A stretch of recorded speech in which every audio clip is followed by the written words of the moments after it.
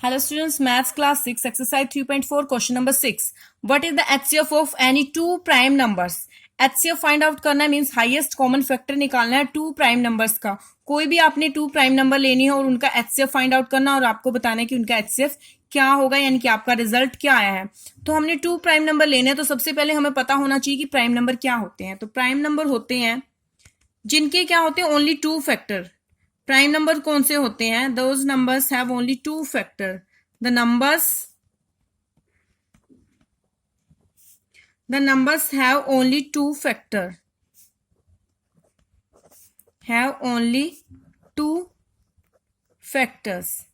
वो नंबर जिनके क्या होते हैं ओनली टू फैक्टर्स होते हैं वो क्या कहलाते हैं? प्राइम नंबर होते हैं। जिनके ओनली टू फैक्टर होते हैं यानी कि वो नंबर किसी भी नंबर से डिविजिबल नहीं होते, वो सिर्फ इटसेल्फ की टेबल में आते हैं। तो उनके जो फैक्टर होते हैं वो क्या आते हैं? एक 1 होता है और एक वो नंबर इटसेल्फ होता है ओनली, यानी कि टू फैक्टर होते हैं। वो नंबर किसी से भी डिविजिबल नहीं होते। जैसे फॉर एग्जाम्पल हम आपको बता देते हैं प्राइम नंबर टू भी क्या है? एक प्राइम नंबर है क्योंकि टू किसी भी नंबर की टेबल में नहीं आता। 3 भी प्राइम नंबर है। 3 के बाद 5 भी प्राइम नंबर है बिकॉज 5 भी किसी नंबर की टेबल में नहीं आता। 7 भी प्राइम नंबर है, इसके भी ओनली टू फैक्टर होते हैं।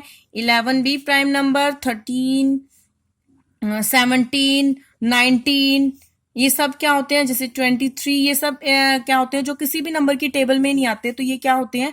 Prime number. ऐसे नंबर क्या होते हैं? Prime number. और उनके क्या होते हैं? ओनली टू फैक्टर होते हैं, 1 और number itself. Only two factor होते हैं। तो हमने HCF निकालना है। अभी हमें प्राइम नंबर पता चल गया कि क्या होते हैं, उसके बाद हम HCF निकालेंगे। कोई भी टू प्राइम नंबर आप ले सकते हो, यहां से कोई भी टू ले लो, 5 and 7 ले लो, ये ले लो, या फिर आप 13 and 17 ले लो, कोई भी आप ले सकते हो। इनमें से कोई भी ओनली टू नंबर्स आप ले सकते हो। उनका आपने क्या निकालना है? HCF निकालना है। तो हमने यहां से ले लिया 5 and 7 ले लो, 5 and 7। हमने टू प्राइम नंबर लिए हैं तो हम इसके लिए फैक्टर निकालेंगे। 5 क्या है? ये प्राइम नंबर है तो उनके कोई फैक्टर नहीं होंगे, यानी कि वो इटसेल्फ की से ही डिविजिबल होंगे। तो 5 भी 5 से डिविजिबल होगा और 7 भी 7 से ही डिविजिबल होगा।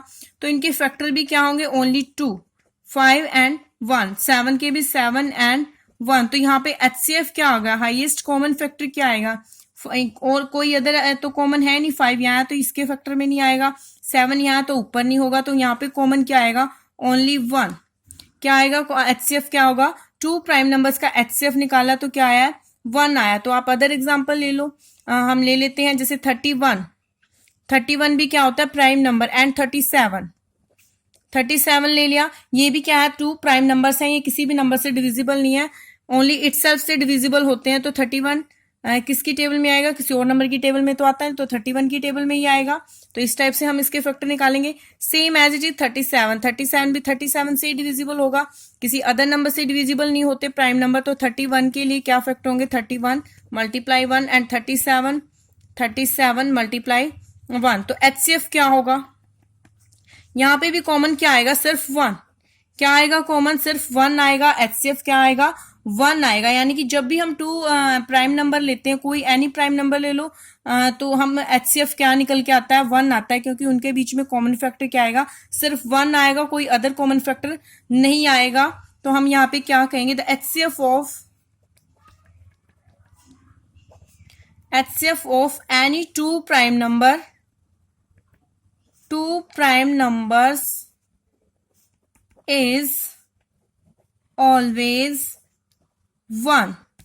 HCF of any two prime number is always 1। तो टू प्राइम नंबर्स का HCF क्या होगा? 1 होगा। तो हमने यहाँ पे 5 and 7 एग्जाम्पल या 31 and 37 यहाँ पे एग्जाम्पल लिया। तो आपने जरूरी नहीं है कि ये एग्जाम्पल्स लेने और आपने HCF फाइंड आउट करना है, नहीं। तो आप कोई अदर एग्जाम्पल भी ले सकते हो। जिस टाइप से हमने कुछ प्राइम नंबर यहाँ पे लिखे, इनके अलावा भी प्राइम नंबर्स होते हैं, बहुत सारे ऐसे नंबर्स होते हैं जो इटसेल्फ से डिविजिबल होते हैं, किसी भी नंबर की टेबल में नहीं आते।